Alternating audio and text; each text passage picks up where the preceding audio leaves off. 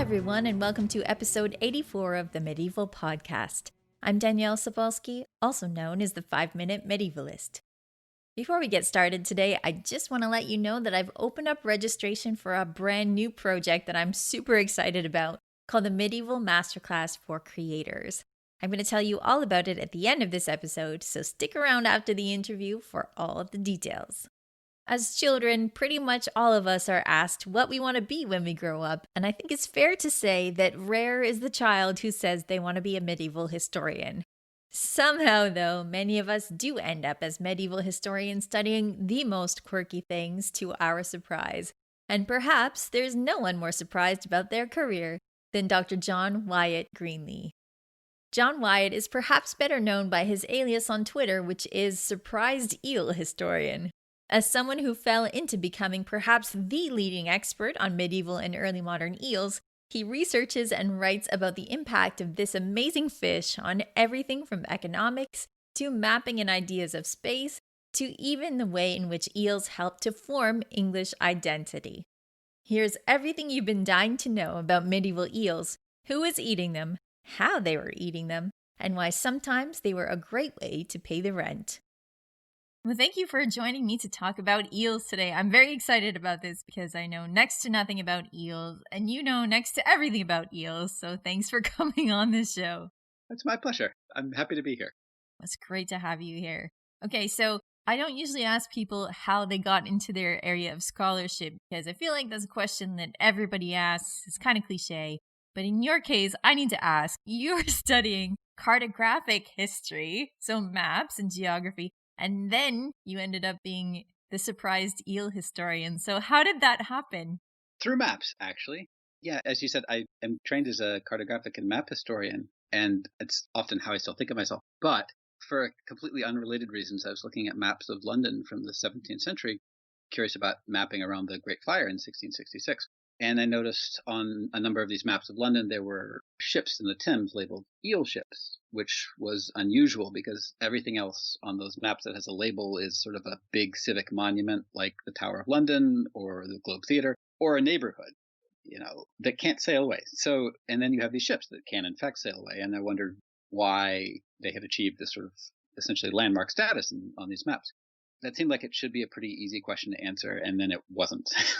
And the process of trying to answer how the eels got so important that they achieved this landmark status on these maps took me down a very long, or I guess a series of long rabbit holes that sort of saw me looking sort of further and further back and eventually trying to piece together the role of eels in English cultural history from the 8th century onward, basically.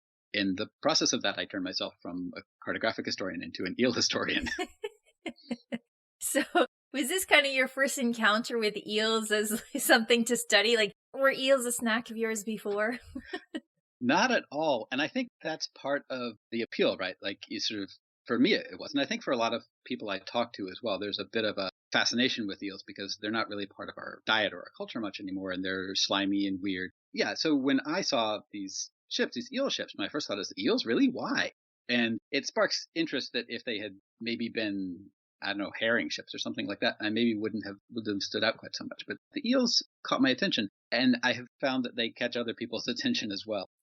So no, Sure. I had no real previous experience with eels at all. Not at all.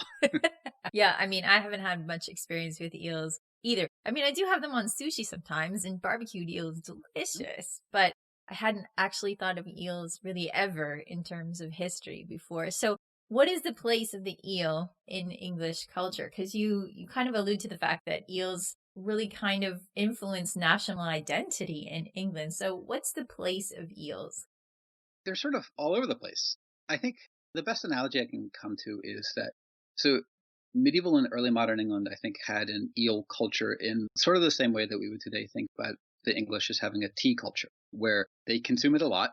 It's sort of part of some daily rituals. It's a really important part of the culture, but in many respects, a background part of the culture, right? Like it's sort of always there and always present and influencing a lot of things, but generally not sort of a predominant part of what we would think of as the culture. But there, so that's sort of the best analogy I can think of. The medieval and early modern English just ate a ton of eels. There were, in sort of pre-conquest England, the Saxons were eating more eels than any other freshwater fish combined and than any other marine fish combined. So there's a huge number of eels.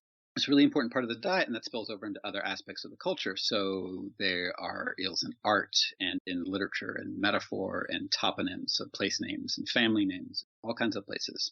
And that sort of goes away by the end of the 17th century. It's backed off into the background a lot more. They're still eating eels, but they're at that point the fish sort of stop showing up in lots of different avenues of cultural production.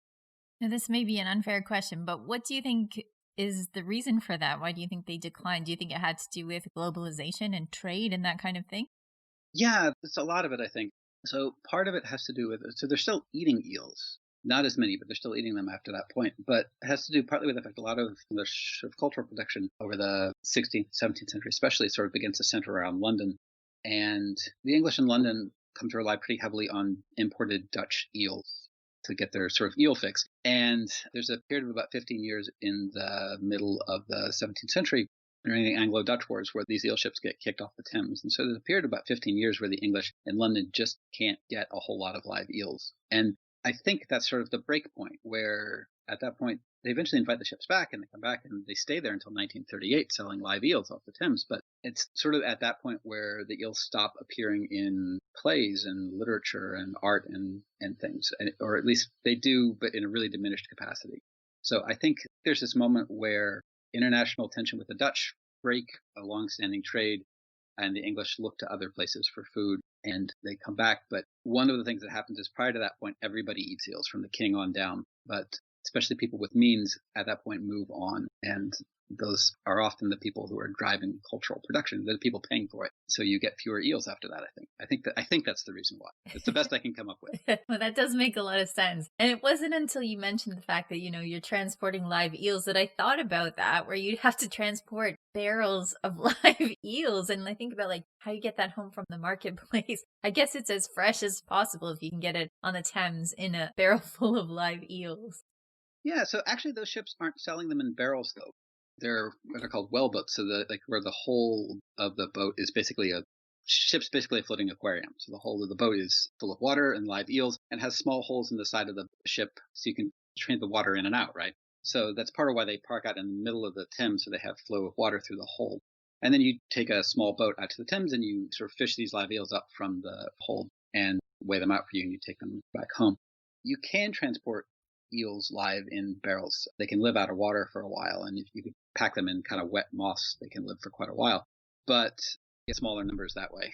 That's crazy. The entire bottom of the boat is just an aquarium full of eels? That's insane. Yeah, pretty much. They start doing that in the middle of the 15th century sometime. By the 1470s, the Dutch are certainly bringing over live eels that way. They start off doing them in barrels and mostly dead, but they shift as London starts growing and the demand starts growing. They shift these live eels, and no, it's a really fascinating trade. And you can do it with eels because eels can transfer from freshwater to saltwater and back, part of their natural life cycle. And some of them do it on a regular basis, sort of living in estuaries. And so you can put them in these boats in the Netherlands and bring them across the North Sea through saltwater and back into the Thames and freshwater. You can't do that with a lot of other fish because they can't make that kind of transition. Yeah, that's a really good point. And again, something that I don't think would occur to me normally because, that's just not something that I look into on the day-to-day. But speaking about day-to-day stuff, you were mentioning you could kind of compare eels being part of the culture, like tea is part of the culture, and something that is consumed daily. So how often do you think people were consuming eels? Do you think it was a daily thing or kind of a weekly thing? It is really hard to tell. And some of it's going to vary depending on what time of the year you're in. So eels in the spring, the little baby eels migrate up from the sea, and in the fall, the adult-sized ones migrate down to the sea. And those are, especially the downstream migration in the fall, are the best eels. They're sort of the biggest and the fattest. And so those are the ones that people really prefer. But they're catching sort of the mid-sized eels throughout a lot of the year. It's really hard to tell, though, how often people are eating them. We have, especially sort of more common people, there are records of royal feasts and things where they're ordering really huge numbers of eels. So, 10 and 20 and 30,000 eels at a time for big feasts, which is a lot of fish. Yeah. And we've got some sort of kitchen receipts from noble households where we can see, they're often eating eel several times a week. But that doesn't give us a real answer about more everyday use for, that's their nobles and kings. And I'm not really sure about peasants so much.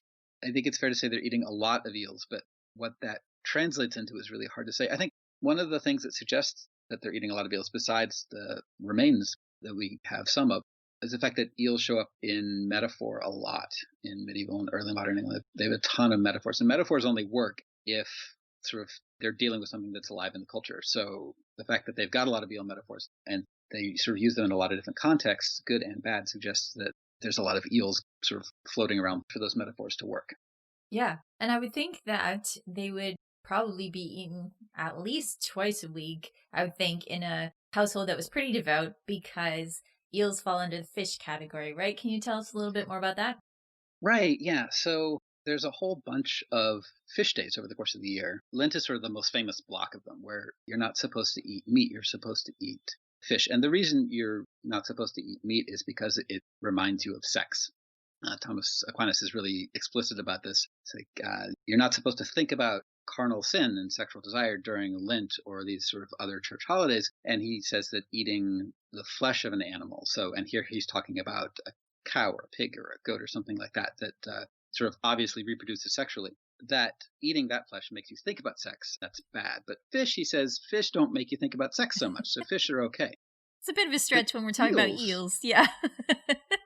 well, so eels are even better, though. And Aquinas doesn't talk about eels. But the thing about eels is that medieval people believed that they reproduced asexually, that they had some sort of spontaneous generation. And this is a really old idea. This goes back to Aristotle, who tried to figure out how eels reproduce. But it's hard because they mate in the Sargasso Sea in the middle of the Atlantic Ocean, way far away from where we can see. We've never actually still seen them do it. It's still kind of a scientific mystery. And for most of their lives when they're living on land, they're technically juveniles, so they don't have developed reproductive organs. Even today, they're really hard for scientists to find sometimes.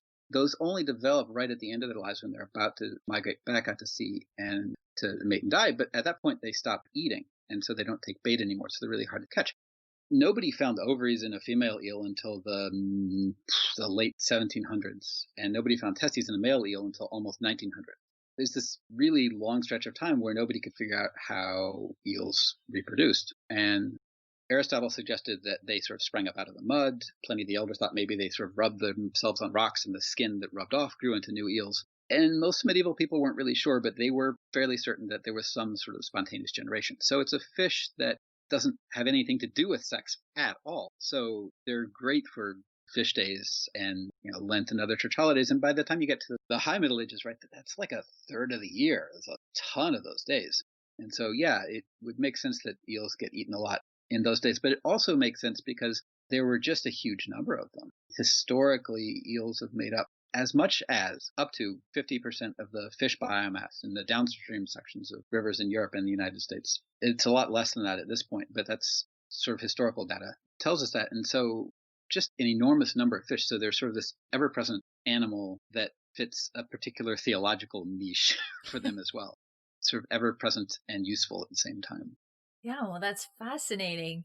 And I think you were talking on Twitter at one point about eel rents being paid, especially to monastic communities, as a way to just pay your rent, because monastic communities needed a lot more eels and fish than they would quadrupeds, right? Yes, especially for those days. So eel rents, where you pay your rent using eels. In the earlier medieval period, when there's less hard currency, a lot of eel rents being paid, and not just to monastic communities, but to other landlords, secular landlords as well. By the end of the 11th century, there's about a little more than 500,000 eels being paid in rent every year that I can prove, that I have records of. And we know that that's not exhaustive, right? Because the Doomsday Book, sections of England, it just doesn't cover, and it's not as exhaustive as we might like it to be. So at least 500,000, and almost certainly more. And that's a lot. And as currency becomes more available, some of those rents, especially the secular ones, transfer over to being paid in coin, but a lot of the monastic ones hang on, specifically because, monks have a sort of professional obligation to pay attention to fish days in ways that secular landlords maybe don't so much. So yeah, they need quite a lot of eels, especially the big Finland monasteries, Ramsey and Ely and Peterborough and a couple other ones, just have huge numbers of rents coming in, 60,000 rents at a time, or 60,000 eels at a time, excuse me, from some of these villages. And these are being paid not in live eels. These are being paid in eels that have been caught in the fall and then salted and smoked and preserved. And then most of the time they're being paid just prior to Lent, right at the start of Lent. So the monasteries are sort of collecting a cache of food that they can eat during the next 40 days during Lent, and then they'll keep for most of the year, for at least a big part of the year anyway. So they're sort of stocking themselves up for their religious holidays. Yeah, that's what I was thinking of when you were saying that they're at their best in the fall. I was thinking you'd have to salt them or smoke them to keep them for Lent because you need them for 40 days. Oof, that would be a lot. That would be a lot of salted and smoked eels over 40 days. Now, there was actually a king that died of a surfeit of eels, or they say that he did. Which king was that? Was that John? No, Henry the First. Henry the First. I just think that's a great story. Henry the First. It often gets translated as lamprey, the surfeit of lamprey. As an eel historian, I'll fight for eels on this, but it's really ambiguous. The chronicler, that's Henry of Huntington's chronicle, uses the Latin word murena, which is a complicated word because it can mean freshwater eel like we're talking about, or it can mean lamprey, or it can mean moray eel, a marine eel. And it gets used interchangeably, often in the same text or sometimes in the same passage, and so it gets really difficult to tell what the chronicler means. But I like to go with eel because it's as legitimate a translation as any other. Yeah, so it's just a short little passage talking about the death of Henry. It says that Henry really liked to eat eel meat, and his physicians told him he shouldn't because it disagreed with him. It gave him indigestion, but he, as kings will do, he did what he wanted, and he paid the price for it. So he had one big last meal of eels and then perished. There's a story that King Stephen's son Eustace choked on a plate of eels, but as far as I can tell, that's a 20th century invention. I can't find any sort of sources going back any earlier than about 1920 for that. But it's one of those things that sometimes gets sort of circulated around in enough text that it then becomes sort of canon. Yeah. But yeah, Henry the First is the big one, though. Yeah, I like that idea of he just had too many eels, because that's very visual. You can see him at his feast table being like, I just need one more, just one more. Just one more. Yeah, what a disaster it was that he ate that last eel, right, in English history. Yep. Okay, so you were talking about there's different types of eels. Is there a reason, like, one that would be preferred over another, or people just kind of liked all different kinds of eels, freshwater, saltwater, all of them? Right. So there are a bunch of different kinds of eels. Most of the ones I'm talking about here are freshwater eels. So they're eels that they're born in the Sargasso Sea and they migrate to these ones that I'm studying come to England. They go to England and they come upstream and they live for 10 to 20 years most of the time, although they can live a lot longer than that in a pond or a lake or somewhere, and then they go back out to sea to breed and die. So those are sort of freshwater eels. Lampreys are a different fish altogether. They're a slightly more primitive fish. They don't have jaws. They're a jawless fish. And they sort of do the opposite of what eels do. Lampreys are born freshwater and they go down to the ocean and spend most of their lives there. So they're the opposite. But people eat lampreys as well. They don't eat them as much as far as I can tell, and they don't show up in sort of cultural productions like eels do, so I don't think they're quite as important. But they do eat lampreys. There are a couple of different marine eels that get eaten. In the Mediterranean, they'll eat moray eels, which are the kind of eels you'd see in like Little Mermaid, right? Flotsam and Jetsam are moray eels. Yeah. But those are slightly more tropical and they don't swim in English water, so the English don't eat those. But is a marine eel called the conger eel, which is really the biggest eel on Earth. Oh, some of them are, 6 or 7 feet long and several hundred pounds. Just enormous fish. And they do eat, but again, not as often. The freshwater eels are the ones that they really prefer. And it's the adults, so the ones they're called silver eels when they're migrating back down to the sea are the preferred ones because they're the biggest and sort of the most developed. And as I said, accumulated the most fat because they stop eating, as I said. So for most of their trip back to the Sargasso Sea, they sort of self-cannibalize their fat and their internal organs. Those are sort of the preferred ones. But the yellow eels, which is their stage they spend most of their lives in, the sort of juvenile stage, are eaten as well a lot too. So those are they get caught at mills and weirs, and people will fish them with lines and spears and things. So not as preferred, but they'll still take them. Yeah, that was going to be my next question. How do you catch them? Now, I remember that there are fish traps in the Magna Carta. So I was wondering if you catch them by trap. So you're saying that you bait them and you can catch them by line or by spear. So how are people mostly catching their eels at this time? So there's a bunch of different ways you can catch them. I think probably the most common is traps. You set a wicker trap or a net or fight net. Basically, it funnels the eel into a relatively enclosed space or a trap that it can swim into, but has a hard time swimming back out of. And those are still in use, actually, by eel fishermen. Yeah, so they do show up in the Magna Carta. That's another interesting word. The word in the Magna Carta is, I think, cadelli, and nobody really knows what that means because it doesn't show up much anywhere else. And so they take it to mean fish traps and eel traps. But those are most likely these sort of pike nets and wicker traps where you're funneling the eel into places it can't get back out of. But you can fish them through a bunch of other ways too. You can line fish them. You can fish them with spears, which you sort of have to do in the winter because eels hibernate. And so in the winter, they sort of burrow down in the mud. And so you sort of have to spear them out of the mud. One of the ways that people catch eels is by setting traps at sort of narrow places in the river and getting a bunch of people and stomping through the river upstream to sort of drive the eels down towards the trap. There's a little mention of that in Chaucer's House of Fame right at the end. He's talking about people chasing around the House of Rumour after new and interesting stories, like sort of stomping like men do after eels. That's what he's talking about there. So mostly you're catching, like the big numbers of eels are probably mostly being caught through passive means where you're setting a trap. They get caught at mills a lot, actually, because they get, mills have those dams sort of bottleneck the eels, and the overshoots are often places where the eels sort of slide over the edge, and so you can set a trap right there by the overshoot and just catch a lot of eels. A lot of the eel rents set in Doomsday Book are charged to mills and millers almost as often, I think, as they are to fishermen. So mills are a place where eels really get caught a lot. In fact, the very last eel rent I have an example of is from the 17th century, and it's a mill in Norfolk, I think. And the only reason I have a mention of it is because the family who owned it had a really hard time getting the rent out of the miller. He didn't want to pay them the eel rent, probably because he was about the only person left in the country still doing it. Yeah, well, it's a very specific rent, but it's one that I think, as you were saying, it's much more manageable for someone like a peasant to come up with enough eels to pay their rent than it is to come up with enough coins to pay their rent. I was going to say there's one important question I haven't asked you, which is, how were people eating them? Like, how were they preparing them? Do you know some eel recipes? Were they barbecuing them, putting them on a spit? How are they eating their eels?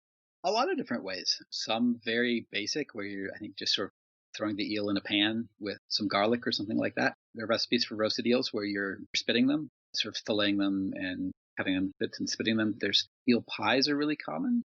The preserved eel, the smoked eel, they're not smoked in the way that we're used to hot smoked eels, if you eat any smoked eel, which is a really sort of smoky, flavorful fish. But medieval people used a cold smoking process that took a really long time. And it doesn't cook the eel, it just hardens it. And you wind up with a meat that's really hard and not particularly tasty, kind of bitter. And so for those, most of the time, I think they'd be boiled and then put into a stew or something like that. There are also some really fancy ways of cooking eel. There's a French recipe that doesn't make it to England very often, apparently, called the reversed eel, where you take your eel and you fillet it. So you take the spine out and then you turn it inside out and you fill it with all kinds of things, breadcrumbs and other meats and fruits and lots and lots of spices, because medieval people love their spices. And then you sew it back up and you cook the whole thing in red wine. And so that's a much more sort of complicated way of cooking eel. So the recipes sort of run the gamut. They're from very simple to sort of overly done, I think. But I think for the most part, people are eating them cooked fairly basically. From the early modern period onward, a lot of the eels that brought into London are sold as, the heavy majority of them are sold as street food, where they're being sold, a lot of them out of carts, and basically sort of cut up and cooked and served in hot butter. And you sort of sit there and eat it from your bowl, give the bowl back, and off you go. A lot of different ways to eat eels. Yeah, that was one of the things I was wondering, is if they were kind of street food, because I don't think everybody really thinks about street food that often when they think about the Middle Ages, but street food was a pretty popular thing, and takeout and stuff like that. So eels were a street food as well. That's pretty cool. Because I was thinking about, you could probably prepare them in a way that was easier to carry around, but if you could just borrow a bowl and give it back, that's useful too. Yeah, and there are also people sort of wandering around selling eels. There's a fellow in the 13th century whose name is escaping me right now, who was murdered for littering eels in front of a shop. But he was wandering through the streets with a bucket of live eels and selling them, and then skinning them on the spot and sort of giving you your eel. Eel goes bad really quickly, and so once you've killed it, you need to eat it pretty much immediately, especially if you don't have any refrigeration. And so, so there's people like him wandering around just selling you an eel, and then there's vendors cooking them and selling them as well. So yeah, no, they're really one of the more important street foods. And for a long time, up through the 19th century, Mayhew's study of London in the 19th century lists eels as the second most consumed street food in London after dog. So that was not where I thought that second sentence. Only to dog. That's not where I thought the sentence was going. No. No, it surprised me too when I read it, but that's what he tells us. Yeah, you got to read that one twice. No, I guess what I was thinking of is, just an eel on a stick. Pretty handy way of eating it. But, I'm sure it was a lot more sophisticated. But that brings me to my next question, which was, so you're saying that someone got in trouble for discarding eel skins on the street. And medieval people were not allowed to just litter on the street, just by the way, to the people who are listening. You had to be a neat neighbor. I think that, again, that's something that maybe people don't think about all the time. But I wanted to ask you, is there anything else that eels were useful for besides eating? Like, was the skin useful for anything? Did they use them in multiple ways, or was it mostly just eating? No, that's a great question. And yeah, you're right. You can't just sort of litter in medieval London. The reason this fellow got beat up and killed is because if there's litter outside of your shop, you get fined by the city. And so the shopkeeper's apprentices came out and beat him up because he was about to cost their masters a pretty penny. But there are lots of uses for eel skin, actually. It's a really strong leather. At this point, if you buy something that's eel skin, it's probably not actually the skin of an eel. It's probably hagfish skin, I think, which is fairly strong. But eel skin is awfully strong and was used strong enough to be used in industrial lacing and belting up through the early part of the 20th century. It has a particular advantage in that when it fails, it splits lengthwise and not across. And so even if your belt splits, it's not going to split and break catastrophically. It's hard, though, to make anything out of eel skin other than belts and lacing because it's thin. You can sort of sew a lot of them together into something, but that takes a lot of work, and most people don't bother. There are uses for eel skin. They're an ingredient that shows up in a lot of cures and medicines. Ground up eel skin is useful for all kinds of things. And then there's a lot of remedies that call for you to place the skin of an eel on your body in one place or another. If you've got cramps in your legs, eel skin garters are a fairly common suggestion, things like that. So there are uses for eel skin. The problem, I think, is that they are eating so many eels, they have way more skin than they know what to do with. And the expression, calling someone a merchant of eel skin, meant it was somebody who was a fake and a fraud, who was somebody who was basically trying to sell you the eel without the meat. So being a merchant of eel skin meant suggest that the skin itself was actually not really worth that much. So there are things you can do with it, but I think they probably got a bit overwhelmed with the number that they had. Yeah, that's what I was thinking. But I mean, if you're using it for laces, there's lots of uses for laces. So I'm sure that, you could probably make a fairly decent living if you were one of the only people in town who is making eel skin laces. But would you tan that the way you Probably. Yeah. Would you tan that the way you tan regular leather? Or is it like a special way to do it? This may be beyond your wheelhouse, by the way. You can tell me if it is. That is, somebody asked me that question the other day, like a couple of weeks ago, I think. And on Twitter, and I don't know the answer to it. It's a fascinating question and something that I now want to learn, but I don't know. I can tell you, though, as a sort of another use for eel skin that I find really enjoyable is in the Fens, traditionally, wedding bands were often made of twisted eel skin rather than gold. Part of that has to do with there's not a lot of metal lying around in the Fens and certainly not much gold, but lots and lots of eels. So eelskin leather wedding bands were fairly common until the late 19th century, early 20th century. That's really fascinating. And that really kind of speaks to how durable it is, because you wouldn't want to give someone a wedding ring that could just fall off, right? Just fall apart. No. That doesn't say good things about your commitment. Yeah, exactly. All right. So before we go, can you tell me what is the weirdest instance of eel history you've come across in studying eels for all these years? What's the weirdest thing you've come across in studying eels? Oh, that's a great question. There's a bunch of things. Okay, so I think this isn't weird in sort of the classical sense of being strange, but is fascinating to me nonetheless. This is an aspect of history I knew absolutely nothing about, never heard of. This sort of eel history is a bit of the medieval that lasted all the way up into the modern era. So these eel ships on the Thames, I think I mentioned this, they stay there until 1938 is when the last one leaves. And the ships in the 1930s look almost exactly like the ships did in the 17th century, and probably very much like the ships did in the 15th century when they started bringing them over. In 1938, they've got a motor in the back, but that's about the only difference. And I'm fascinated by these moments where medieval history sort of pops up in the modern era in some really in interesting ways. And this is one of those places where these ships sort of hung on with this tradition of bringing over live eels and selling them in pretty much exactly the same way that they did 400 years before. And there's film of it. Charles Path did a black and white film of it, and so you can see this. And obviously, there's going to be some differences, but it's really easy to look at that film and realize that you're looking at a tradition and a way of dealing with this animal and selling it and marketing it that is, goes back to the 1470s at least. And that's just a really fascinating to me, that those places where the medieval world intrudes onto our own.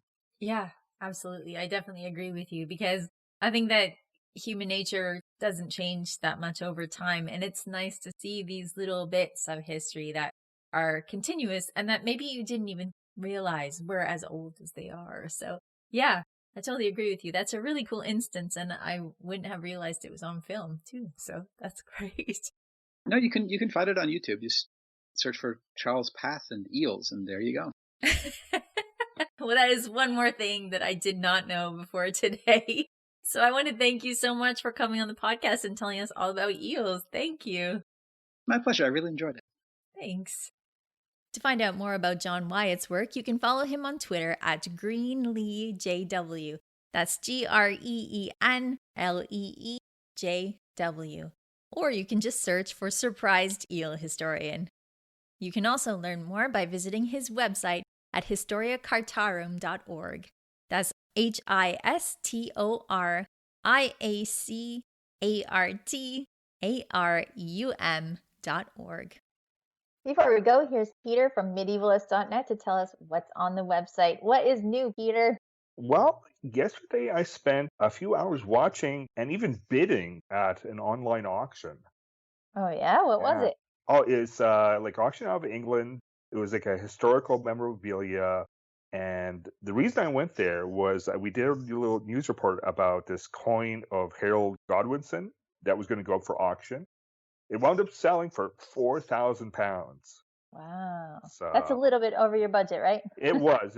But there was all sorts of like little things and, medieval coins, medieval bits of metal and stuff like that. And some of them were, fairly good price, like, 10 to 20 or 30 pounds. And I like, okay, I'm going to go in, and I tried bidding like those smaller ones. And like, there was someone else that like wanted to, 3 pounds more, which is like, so I missed out. Yeah, it's different when you're using the Canadian dollar, right? Yeah. So, but that was exciting to watch. So, and it's good to see that people are really interested in historical items that they want to get at them. So I was watching that. But meanwhile, on the site this week, we have Lucy Lemonnier. She's writing about how medieval people got their sugar fix. So it's all about farming of sugar in the Middle Ages and, what they did with it. So we have that. We have news on how the plagues spread faster in London after the Black Death. And we also have details about a theft of a 10th century saint's relics from a church in Germany. So that happened yesterday. So we have a bit of news on that. And hopefully we'll be getting you updates throughout the week on that one. Wow, that's not cool. Yeah, I know. So yeah, they broke in the middle of the day too. And it's apparently it's his feast day coming up on October 31st. So let's all pray to him. See if we can pray to him to get his relics back. Yeah, hopefully he gets his relics back by Halloween. That's good. All right, well, thanks, Peter. All right, thanks. As I promised, it's time to tell you about my new baby, the Medieval Masterclass for Creators. It's a 6-week online course that I've developed for people who are creating fictional worlds based in or on the medieval world and who need some visual and audible content to help them describe the medieval world in more detail. So novelists, graphic novelists, game designers, television and movie writers, and anyone else who needs some more 3D research. I've enlisted the help of some really amazing experts to teach alongside me, including Ken Monshine, our sword master, Beth Rogers, our food historian, Katrin Kanya, our textile archaeologist, and Tom Timbrell, our blacksmith. They'll be showing you the basics of fighting, feasting, making clothing, and making metal. And because you get to watch them do it, you'll get the benefit of their expertise, as well as being able to see and describe or draw their movements. You'll also get access to me for questions about your project, and you'll get an exclusive bibliography for further research. As you can see, I'm really excited about being able to teach and help people broadly, and I cannot wait for you to meet my expert friends. Registration is open now and class starts on November 13th, but I only have a few spots left after announcing this to my mailing list and on my social media, so you'll need to act pretty fast if you want a seat in the pilot course. If you don't get in, have no fear, I'll be running this course again in January. You can find out all the details at medievalmasterclass.thinkific.com.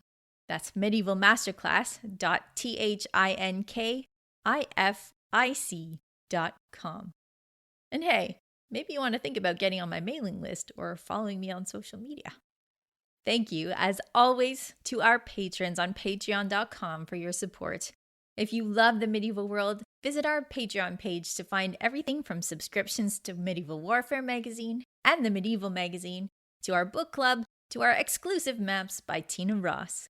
You can find all the action at patreon.com/medievalists.